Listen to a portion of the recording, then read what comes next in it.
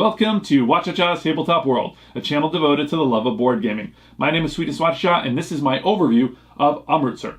Now, if you'd like to see my brief thoughts on the game, you can click the link here or down below.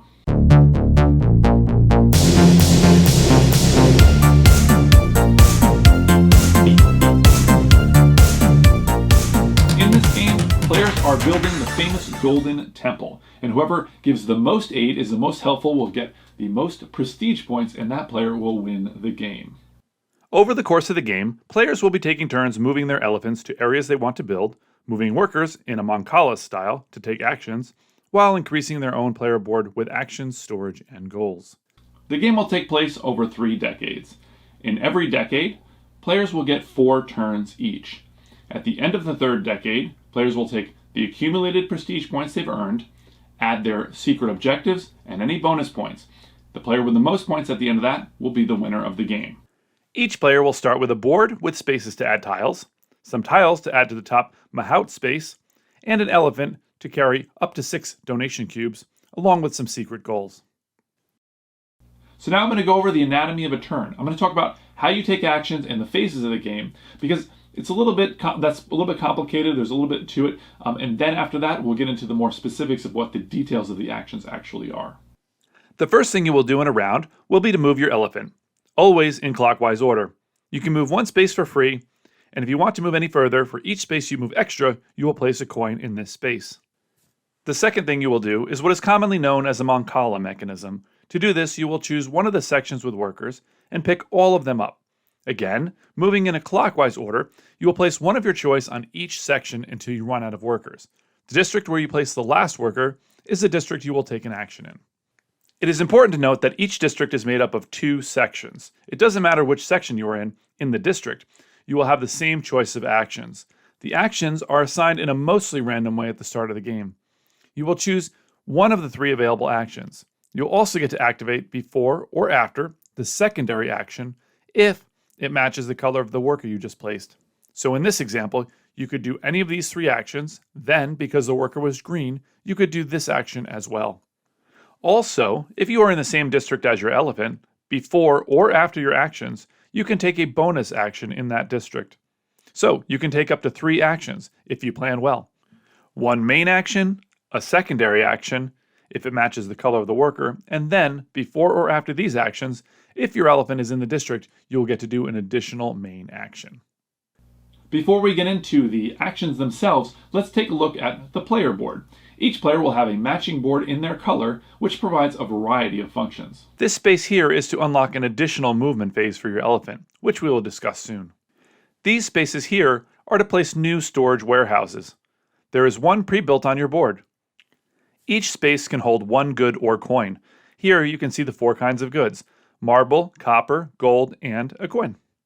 Increasing your storage capacity is a key piece of the game.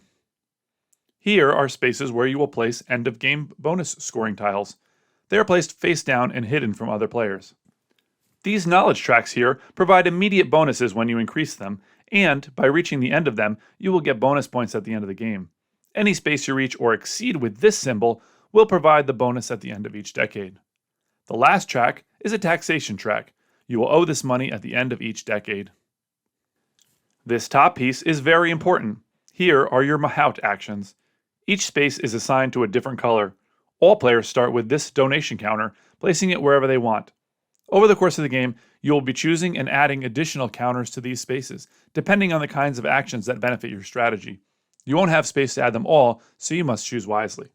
Anytime you cover any space, you will add the donation cube from that space to your elephant, and if there is a reward there, you will claim it, like getting a good of your choice, coins, and so on.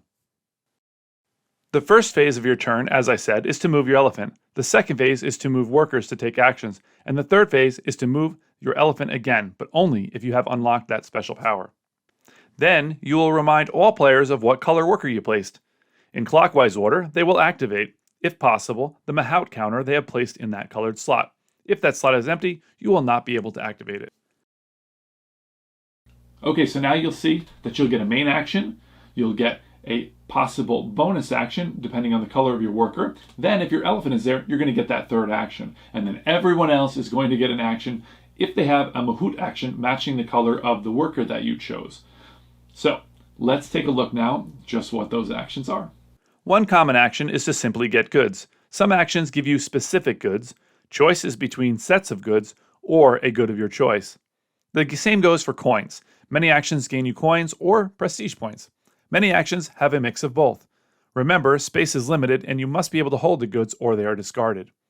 Another action is to increase a knowledge track, either a specific track or one of your choice. Remember, these can give you immediate rewards when you increase them. Another type of action is to build. Depending on the color of your hammer, you can choose to build on your player board. The hammer can contain gold, silver, or copper, meaning you can build one of these. You can add a mahout action, a warehouse, or an objective. Remember, you get the donation cube to add to your elephant and gain any extra bonuses when you place there. The mahout actions are similar to the actions we are discussing now, and when you activate this seek symbol, you can choose which of your mahout actions to activate. The warehouses, when built, will give additional benefits, such as making workers more versatile or making the market less expensive, and so on. But their main purpose is to give you additional storage for goods and coins. The warehouses will also raise your tax track, which is money you will owe at the end of each decade. Objective tiles will give you game end prestige point bonuses for having majorities of cubes in certain areas, which we'll discuss soon, reaching the end of tracks, having more coins at game end than other players, and so on. Another action is to use the market. You can buy and or sell. When you buy, take as many of a single type of good as you want, paying the listed price next to it. Doing the reverse to sell. After a successful buy or sell action, you will take a donation cube and place it on your elephant. If you run out of cubes here, you'll take a prestige point instead. There are also rewards on some of the buy and sell spaces. So I've saved the most important action for last. Everything you do in this game is in service of this thematic goal, to build the Golden Temple. So let's take a look at your mahout action of donate. And this is where you're going to score the vast majority of your prestige points for the game.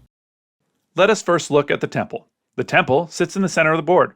These spaces here will be where you donate your goods to build the temple and gain prestige. This mahout action, which all players start with on their board, you will choose where this tile is placed at the start of the game. This is the donate action. If your elephant is in the district you want to build in, you will pay the cost of the lowest level built. So in this case, you could pay a marble and a copper to place a donate cube here on this level. The builders form lifelong bonds with the elephants, and you cannot build without the supplies that they carry to the area. You also cannot build anything above an incomplete level, which makes thematic sense. When you place a cube, you will score the indicated points, and any cubes below your level will also score points. So in this example, purple would score 4, 5, and 6, and blue would score 1, 2, and 3 points. So players will take 4 turns each, and the decade will end. So let's take a look and see what happens at the end of each of the 3 decades. You can easily tell when the decade is over, because after all the players take their turn, they will move the Maharaja token to the next space. When it reaches the beginning again, the decade is over. First, each player scores a bonus, if they have the majority of cubes in each district, as seen here on this tile. Then, you will have to pay the tax and coins you owe. After that, you will receive any bonuses you have earned from your knowledge tracks. Then you will change the bonus tile and add the first wooden piece of the temple, just for visual interest. There are 3 such pieces.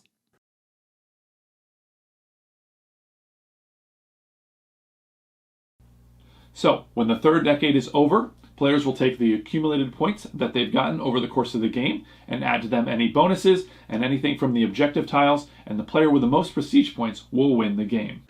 There are a couple more rules about passing the Maharaja tile with your elephant, and some bridge bonuses that change game to game and decade to decade, as well as some other small rules, but that is the game. It also features a solo mode with a dummy player, which uses the backside of the player board, and some slight adjustments to the 2-player game, which plays almost exactly the same. So that's the game. If you'd like to see my brief thoughts on the game, you can click on the link on the screen or down below. But for now, I gotta roll.